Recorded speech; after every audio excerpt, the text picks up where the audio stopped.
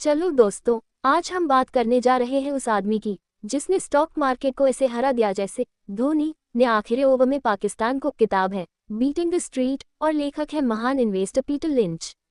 ये वही भाई साहब हैं जो कहते हैं स्टॉक्स कोई रॉकेट साइंस नहीं है, बस ध्यान से देखो, समझो और मस्त कमाई करो। तो तगड़ी कमाई और मस्त इन्वेस्टिंग सीक्रेट्स जानने के लिए बने रहिए आखिरी तक। नमस्ते दोस्तों, मैं हूं आपकी समरी वाली और आज हम सीखेंगे कि कैसे पीटर लिंच के सिंपल देसी स्टाइल के फॉर्मूलों से हम भी स्ट्रीट को बीट कर सकते हैं। लेकिन दोस्तों याद रखिए, हर निवेश बाजार जोखिमों के अधीन होता है। हर योजना से संबंधित सभी दस्तावेजों को ध्यान से पढ़ें। इसी के साथ देखते हैं लेखक क्या कहना चाहते हैं। लेखक की पहली सोच, अपनी समझ के बिजनेस में इन्वेस्ट करो। अब सोचिए, आप क्या एक एरोस्पेस कंपनी में पैसा लगाओगे जिसका आपको स्पेलिंग तक नहीं आता? पीटर लिंच बोलते हैं, इन्वेस्ट वही करो जो आप समझते हो।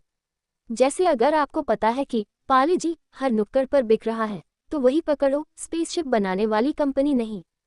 याद करो, गली बॉय में मुराद ने वही किया जो उसे आता था, क्रैपिंग। वही काम स्टॉक्स में करना है। जो बिजनेस आपकी फील्ड में आता है, जिसमें आपको कन्विक्शन है, बस उसी में पैसा लगाओ। तो अगली बार जब कोई बोले भाई एआई स्टार्टअप में पैसा लगा और आपको आई का फुल फॉर्म भी न पता हो, तो मुस्कुरा देना और चुपचाप अपना ज्ञान वाला स्टॉक पकड़ लेना। लेखक की दूसरी सोच, ग्रोथ को पकड़ो, चमत्कार खुद ब खुद होगा।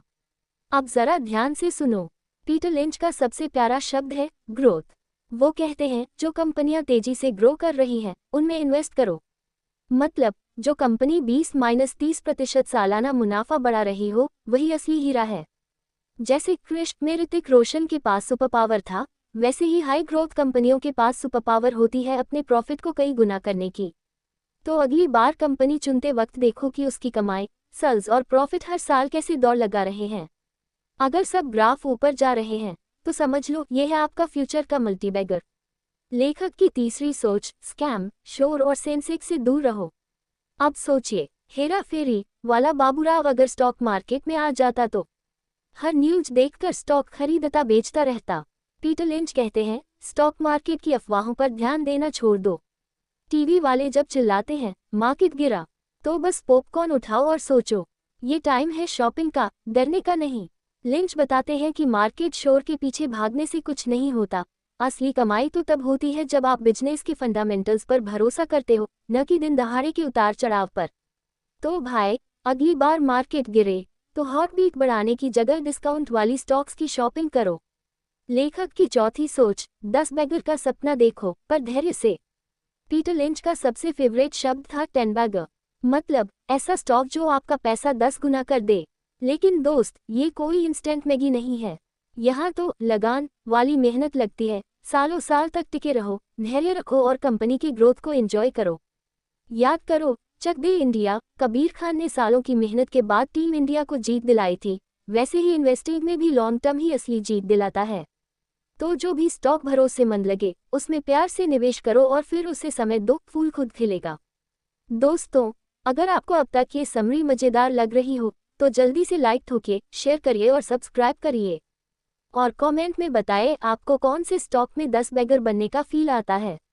लेखक की पांचवी सोच, अंडरवैल्यूड स्टॉक्स हैं छुपे हुए खजाने। अब थोड़ा ध्यान दो, लिंच कहते हैं जब पूरी दुनिया किसी कंपनी को इग्नोर कर रही हो, तब ध्यान देना। कई बार जो कंपनी अभी चमकदार नहीं दिखती, वही भविष्य में चमकेगी। जैसे रांझना में धनुष का कैरेक्टर बाहर से साधारण पर अंदर से फुल धमाकेदार था, वैसे ही अंडरवैल्यूड कंपनियां भी होती हैं। थोड़ा रिसर्च करो, थोड़ा धैर्य रखो और सही टाइम पर एंट्री लो। समझदारी से अंडरवैल्यूड स्टॉक पकड़ना मतलब फ्यूचर का जादू पकड़ना। लेखक की छठी सोच, स्टोरी पढ़ो, नंबर नहीं। भाई साहब, सब लोग बैलेंस शीट देखकर डर जाते हैं, जैसे भूतनाथ देखकर बच्चे डरते हैं। पर लिंच कहते हैं बिजनेस की स्टोरी समझो, बस कंपनी किस प्रॉब्लम को हल कर रही है, उसका फ्यूचर क्या है, टीम कैसी है, यही असली सवाल है। नंबर बाद में देखना, पहले बिजनेस की कहानी पढ़ो। अगर कहानी दमदार है तो पैसा बनना तय है। तो अगली बार स्टॉक उठाने से पहले सोचो, अगर इस कंपनी पर मूवी बनती तो वो हिट होती या फ्लॉप। लेखक की सातवीं सोच, गलती से मत डरो, सुधारते रहो। लिंच भी मानते हैं कि 100% सही डिसीजन कोई नहीं ले सकता। कभी कभी आपके स्टॉक भी राजू बनिया बन जाएंगे, फंस जाएंगे। पर डरने का नहीं, गलती से सीखो, आगे बढ़ो। जैसे सिंघम में अजय देवगन बार बार गिरता है, लेकिन फिर उठता है और दुगनी ताकत से आता है। तो याद रखो, इन्वेस्टिंग एक सफर है, गलती होगी, मजा भी आएगा, पर सिखाने वाला सबसे बड़ा गुरु खुद अनुभव होगा। तो दोस्तों, बीटिंग द स्ट्रीट हमें ये सिखाता है, खुद के ज्ञान से स्टॉक्स चुनो, लॉन्ग टर्म सोचो, अफवाहों से दूर रहो और हमेशा अपने अनुभव से सीखते रहो, तब जाकर आप वाकई स्ट्रीट को बीट कर पाओगे। अगर आपको ये समरी पसंद आए हो तो प्यार से शेयर करिए, कमेंट करिए और हाँ, किताब पढ़नी है तो डिस्क्रिप्शन में लिंक है। अलविदा दोस्तों, अगले समरी में मिलते हैं।